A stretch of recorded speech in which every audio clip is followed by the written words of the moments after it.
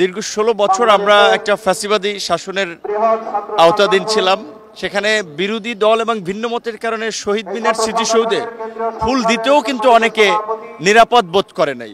আজকে একটা ভিন্ন প্রেক্ষাপটে ২৪-এর গণঅভ্যুত্থান পরবর্তী সময় আমরা শহীদদেরকে স্মরণ করছি।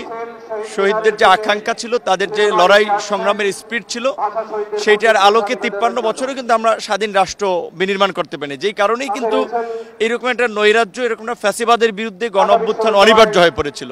এই ২৪-এর গণঅভ্যুত্থানের তরুণরা গণঅভ্যুত্থান ঘটিয়েছে, সরকার এবং রাষ্ট্র পরিচালনা করছে। আশা করি আগামীর বাংলাদেশ তারা শহীদদের দায়বদ্ধতার জায়গা থেকেই তাদের যে স্বপ্নগুলো ছিল সেটা আলোকেই নতুন করে বিনির্মাণ করবে।